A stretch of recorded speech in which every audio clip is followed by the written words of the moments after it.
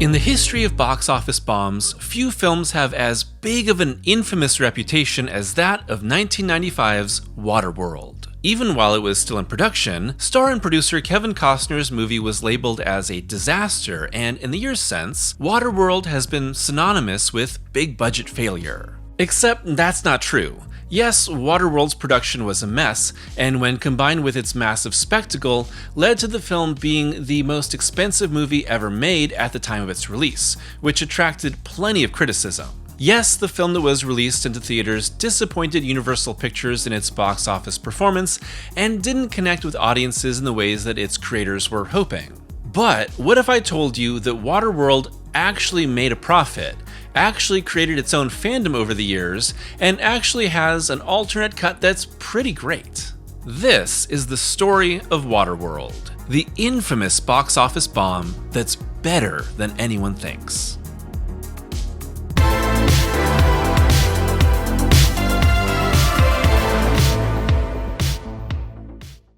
While Waterworld's story ends with the dubious honor of being the most expensive movie ever made at the time of its release, and the byproduct of its star's ego run rampant, the beginning of our tale couldn't be any more different. And it all starts with one man famous for spending as little money as possible on the wildest ideas imaginable: Roger Corman.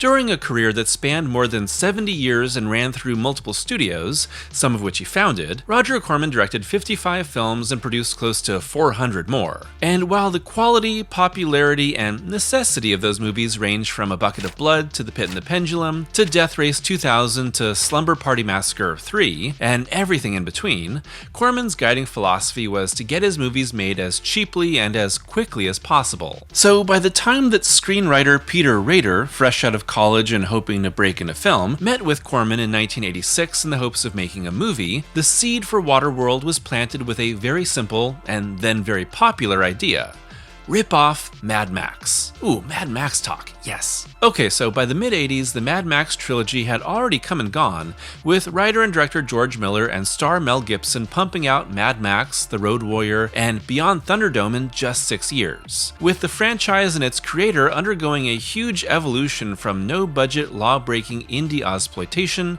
to mainstream appealing big-budget adventure. But Mad Max showed how with just a little money and the right desolate setting, a future-set dystopian adventure was possible for anyone. Cue movies like 1990, Bronx Warriors, Warlord of the 21st Century, or 2019, After the Fall of New York, which threw in a dash of Escape from New York for good measure. Rader and screenwriter Brad Cravoy's idea to differentiate their project as much as possible from Mad Max and its many other ripoffs was to take the same type of post-apocalyptic story and move it onto the water. The only problem was that that setting alone immediately made their film way more expensive than the $5 million budget that Corman would have set for the movie. See, filming on the water is notoriously expensive and infamous for being a ton of trouble. The making of Jaws was such a nightmare that Steven Spielberg vowed to never make a movie set on the ocean again. The Abyss saw James Cameron torture his crew for an underwater epic. Essentially, the rule is that any movie shot on the water will be infinitely harder than you expect. We'll get more into how that would make the actual production of the movie a nightmare later on, but Rader's initial script had most of the elements that would be part of the finished film years later, not accounting for budget, location, or practicality. And yeah, it's totally a Mad Max ripoff. Our central character, the Mariner, is a lone survivor that wanders this wet wasteland with no interest in others, only the survival of himself and his companion. In this case, a tomato plant he waters with his own filtered pee. The Earth is stripped of resources, in this case because of there being no land, which I guess is important for life. And eventually, the Mariner is forcibly brought into the fight for survival and a brighter future by good people battling a charismatic cult leader, and in the process becomes a better person. But there's some real weird stuff in here too that didn't make it to the screen later. There were some very surreal elements, said Rader. One of the things that made the Mariner, originally called Noah, unique in my script was that he originally had a white horse on his boat, which was a river barge at that point. It was surreal. He wouldn't show anyone the horse. He would always hide it. The next phase of the film's life began when Rader directed his first feature film, Grandmother's House, and off of the back of that movie, sent out the Waterworld script on spec, meaning that it wasn't commissioned by any studio, but was instead shopped around to any potential buyers in any studio. This led to producers Andy Leaked and Jeff Mueller picking up the script and planning on shooting it for a modest budget by using an enclosed water tank in Malta. Actually, the exact same one would go on to be used in a previous subject of one of my videos, Cutthroat Island, which would similarly balloon in cost and bomb at the box office. But the plan was for a budget of around $30 million.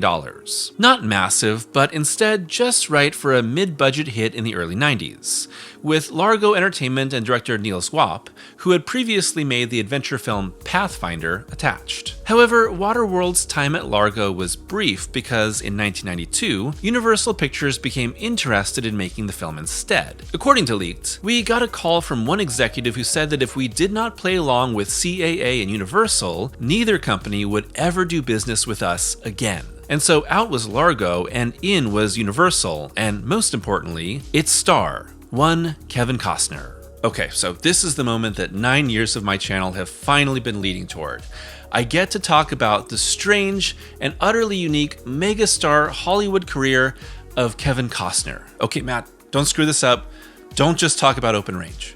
To me, Kevin Costner feels like both the epitome of a Hollywood megastar and a total outlier. Really, he essentially went from nobody to star actor in an instant, going from being the dead friend who had all his scenes cut in The Big Chill to the lead of The Untouchables and No Way Out, both in 1987. Follow that up with back-to-back baseball-centered hits in Bull Durham and Field of Dreams, and Costner was a huge star by the end of the 80s. And then Costner almost immediately jumped in directing a massive feature without any previous experience with Dances with Wolves, which Costner struggled to get financed due to the novel it was based on not having much of a reputation, and the Western not just being unpopular, but seen as almost radioactive following the massive bomb of previous video subject Heaven's Gate. The combination of Costner's rapidly expanding ego, the massive production, and the seemingly doomed nature of the project led to trade papers and critics dubbing the in-production film Kevin's Gate after Cimino's disaster.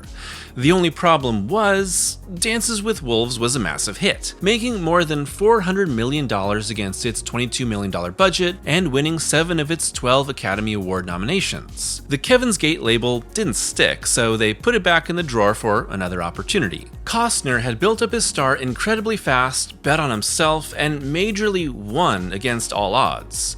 As for the actual quality of his acting, well, I think Costner is kinda hard to define. I wouldn't say he's an amazing actor. He definitely shows his limitations when putting on a really shaky accent that he can't maintain in Robin Hood, Prince of Thieves, JFK, or here in Waterworld, where he sorta has a main accent for a couple lines every 20 minutes. A couple hours ago, I was potential dirt to you.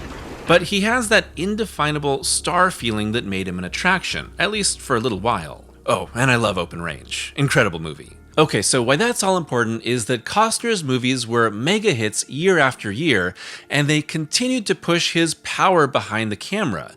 So when it came time for him to be interested in Waterworld and to take it all over, everything about the production changed. Suddenly, the movie was under Universal, Leaked and Mueller were out, and Peter Rader was replaced by a screenwriter, David Twohy, who had recently written The Fugitive and one of the many unused versions of Alien 3. At that point, I had done 6 or 7 drafts, said Rader, and they decided they wanted to bring in a new voice because I was so burnt out on the whole thing. I was bummed out and disappointed, but that's just the nature of the beast. Twohy rewrote the film into a more serious version, which was then given an uncredited rewrite by Joss Whedon while the film was being shot, and all the while the budget kept going up, up, up. Now it was $60 million, with $14 million alone being paid to Costner, who had brought on director Kevin Reynolds, who had helped on Dances with Wolves and also directed Costner in Robin Hood, Prince of Thieves. The funny thing is that the two Kevins had already butted heads on Robin Hood. In fact, they fought so much that Reynolds walked out on the film during editing, angry with Costner's ego and skipping the premiere. It wouldn't be the last time. The journey to making Waterworld was already tumultuous, but it was when production began that the real problems really started. Okay, hold on, wait. What's Waterworld actually about? The year is 2500. Ooh, nice and round. And centuries earlier, the polar ice caps completely melted, submerging every continent in water and forcing the remaining humans to survive on boats, ancient tankers, and scraps of metal they formed into floating communities they call atolls. But humanity has, unsurprisingly, fallen apart, and is near the end. And this is where we meet Costner's central character, a survivor known only as the Mariner, who is a mutated man with gills to breathe underwater known as an ichthyosapien, just like that Abe sapien, who encounters Helen, played by Jean Triplehorn, a survivor who has adopted a young girl, Enola, played by Tina Majorino, whose back has a mysterious map tattoo that might show the way to dry land. But they're soon targeted by the maniacally scenery-chewing Dennis Hopper as Deacon and the forces of the Smokers. Michael Jeter is also here in a supporting role, and I just want to say that I love Michael Jeter. And as a film, Waterworld is pure spectacle. Obviously, everything here is done on a massive scale, with huge battles playing out across the ocean, atolls, and tankers as fiery explosions rip across many stuntmen flipping around. It's giving big stunt show energy, which only became more appropriate after the film's premiere. It's also trying to really establish its own rules and logic for this world as, given that the entire planet was flooded centuries ago, people have created different types of legends, currency, and survival tactics over time. Yes, that means drinking your own pee, thankfully after it's been filtered, and while that makes some degree of sense, I still don't know why they chose to make this the first thing you see. Now, 30 years later, and what really stands out about Waterworld are two things. First, Costner's character of the Mariner is a truly unlikable guy for the majority of the movie. He's willing to even kill a kid for the sake of saving his own rations, and is just a straight up asshole until he finally softens in the third act. It's probably too much for too long to actually root for him, but it's very different from how most anti-heroes in big budget films are usually just jerks with hearts of gold to make them easier to like. Second, the sheer amount of practical sets, effects, and stunts is wild. CGI is used very sparingly here, and looks pretty bad, but the breadth of open ocean and huge scale scenes with very little movie magic to cheat looks more and more insane in the years that followed. And that's because Waterworld really did film out on the ocean, using a seawater enclosure off the coast of Hawaii that did provide some control over the water for the crew, but clearly not enough. The set wasn't a 3-ring circus. It was a 12-ring circus, said Reynolds. The scale was enormous, especially the giant floating set, the atoll. We had hundreds of extras, dozens and dozens of guys on jet skis and helicopters with cameras on them. The legendary complications of filming a movie out on the water had come to haunt Waterworld, with so many different problems happening one after another, including the entire set used for the atoll sinking due to a storm and having to be rebuilt. But it's the small things that actually added up and made Waterworld into the huge disaster that it was during production. Bad weather, safety issues, constantly changing shots because of the motion of the ocean, where nothing was ever quite set or quite right, and makeup had to be done over and over again, with the makeup department being on their own boat and having to drive in for each shot, made everything so much harder and take so much longer to film than anyone expected. When the ground that you're filming on is constantly moving water, you don't really have any stability to making your movie. Plus, on top of all of this, Costner's stunt double got the bends during one of the shots, which caused Universal to expend way more money on safety that they had not taken into their budget at all prior to the beginning of this shoot. And so, Waterworld's scheduled production of 96 days ended up taking 166, and its initially set budget of $100 million from Universal kept growing and growing. By the time production was finished, the final budget for Waterworld was $175 million, setting a new record for most expensive movie ever made. This has, of course, been topped many times since, to the point of not even being in the top 50 most expensive films, but at the time, it was such a leap forward in cost, and for something that was becoming a widely reported on spectacle that could become a disaster, that industry reports had their knives out before it even hit theaters. And so, once again, the label Kevin's Gate was pulled out and slapped on Waterworld. This time now able to apply to both star and director, as well as the pretty funny insult of fish tar, taking inspiration from another famous bomb, Elaine May's Ishtar. I will not be making an Ishtar video. These men are pawns. The press wanted it to bomb, said Reynolds. The head of Universal, Bill Washington, thought the bad publicity cost us at least $50 million in the box office. The reviews were painful. People didn't like it. I remember publicists saying that people walked out of a press screening. And then one guy said, well, it didn't suck. That was the attitude. People walked out expecting to be disappointed and weren't. After production wrapped, the battle between Kevins Costner and Reynolds quickly escalated. Fights on set over Costner's control over the movie led to Reynolds walking off one day and leaving Costner in charge, shouting at the actor, "Now Kevin gets to work with his favorite actor and director." And eventually, Costner took over control of editing, locking Reynolds out of the production. And as negative press coverage of the film continued, Universal began to worry about its performance, having Costner cut the film down from its initial nearly 3-hour length to 2 hours and 15 minutes in order to put more showings per day into theaters. Waterworld was going to be a disaster, no matter how it actually performed. Okay, so let's get down to it. Is Waterworld actually the bomb that people say it is today?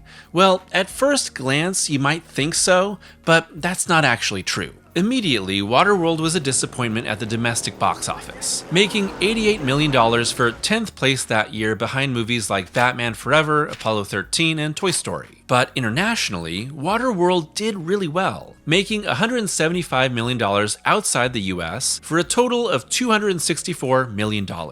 When taking the cost of marketing and the split of ticket costs between studio and movie theaters, Waterworld lost millions for Universal. But in the days of home video rental being a true difference maker in film, Waterworld would go on to not only make back its cost, but be a steady profit maker over the following years. Sure, that's not as flashy or as fun as either being a mega hit or a mega bomb, but it goes to show that public perception pushed by entertainment news looking for attention and the reality of movie making are often two very different things. Still, the immediate impact of the film hurt Universal, and in the aftermath, Universal president Sid Sheinberg, while admitting the mistakes made by Costner and Reynolds, said, "I'm the president. I'm the chief operating officer. Let him blame me." And they did. Sheinberg was released from Universal the same month that Waterworld premiered, as the Seagram company took over Universal when they bought MCA. Waterworld is definitely the first major stumbling block in Costner's career. It doesn't help that Costner was so heavily involved in the issues surrounding the film, and afterward, Costner obviously tried to redo the movie with The Postman in 1997. Essentially Waterworld on the ground, and Costner once again the savior of humanity. But The Postman did way worse, making $30 million against an $80 million budget. Costner's career was never as strong as that first decade where it seemed as if he could will any project into success.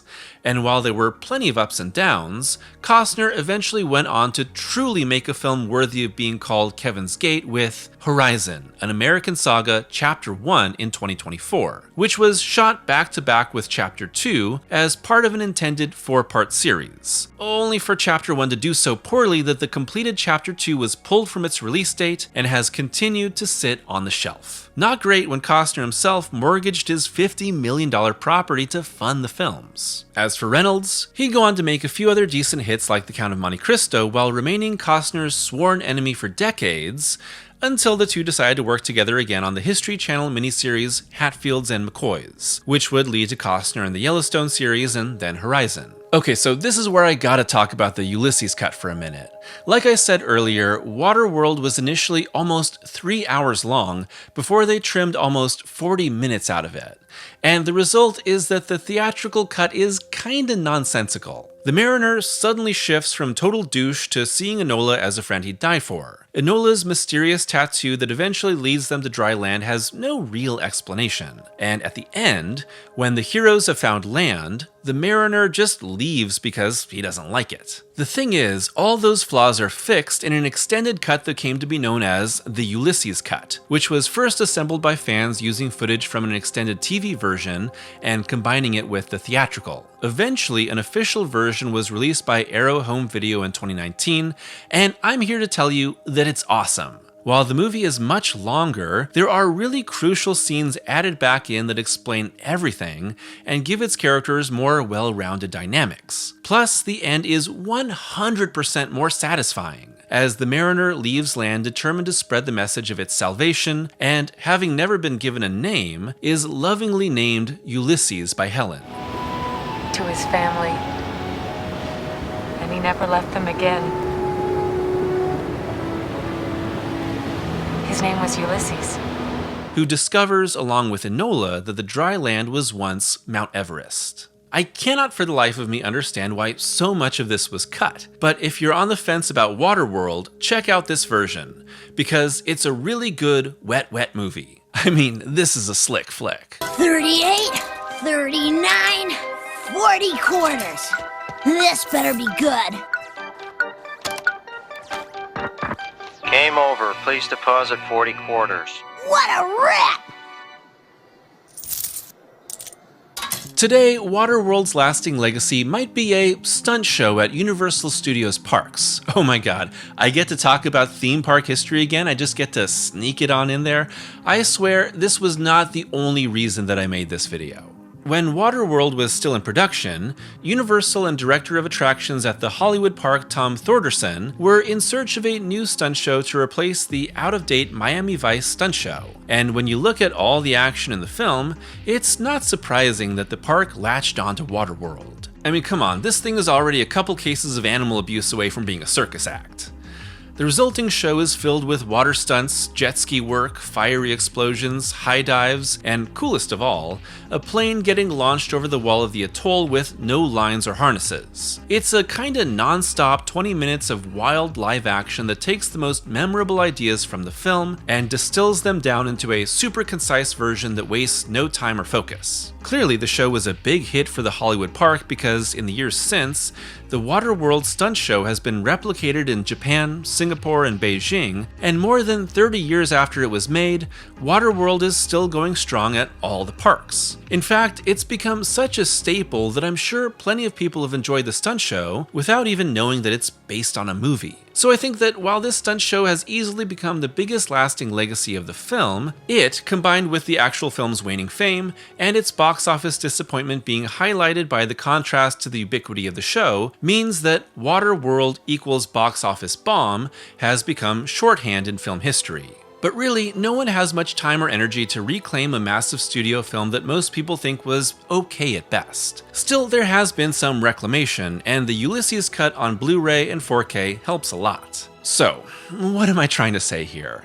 Well, besides the fact that Waterworld isn't the financial disaster that people have made it out to be, and that after watching the Ulysses cut, I can say that I really am a fan of this movie, I think that what's most important is that whether it's a film, a historical event, or a person, infamy quickly becomes shorthand, which eventually turns into an easily regurgitated anecdote that is spread like wildfire among a lot of different people, especially now online. And all of this just kinda ignores facts and accuracy, because when so many people have said the same thing, it's gotta be true, right? Will Waterworld ever outgrow its infamy, or even the lack of interest that it's created in the 30 years since its release? Probably not. But with the right reappraisal and enough people giving it a chance, Waterworld may just be a surprise favorite for new generations looking for a little of that classic, big-budget spectacle of a time gone by.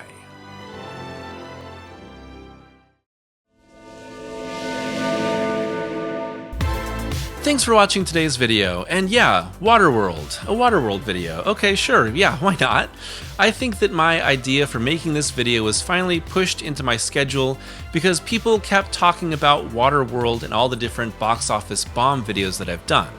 People keep saying, Waterworld is a bigger bomb, Waterworld was terrible, why haven't you mentioned Waterworld in this video? And it's because Waterworld was not actually a bomb. It was a disappointment at first, and then it was fine. And also it's good. In research for this video, I decided to finally watch the Ulysses cut. I bought Waterworld on 4K and got that extra disc with it. And man, I was really surprised by just how great it was, because it was really, really good. Even though it's longer than the theatrical cut, the pacing is so much better, you like the characters so much more, and it's such a much more interesting story. So I'm really glad that I was able to watch that because it cemented my positive feelings on this movie. Waterworld will always have that reputation of being a big bomb, but like I said, it's not like that actually. But its reputation and its impact did change the course of a lot of studio history, a lot of different careers, and the movies that followed. But if you're looking for big budget spectacle and a lot of practical effects and cool stunts, then absolutely check out Waterworld. It's a lot of fun, it's kind of a mess at times, but I think it's really thoroughly enjoyable. I'd love to hear your thoughts on Waterworld, you finally telling me that you were wrong about Waterworld being a huge bomb, and other actual bombs or maybe perceived bombs that you would like for me to make a video on. As always, a huge thank you to my members and patrons for their continued support, and if you'd like to be a member or patron, it's only $2 a month for early access to every video and exclusive reviews, with April's exclusive review being me talking about the horrible, horrible film that is The Exorcist 2. So until next time, I hope that you're taking care of yourselves and giving Waterworld a chance. Seriously, watch the Ulysses cut.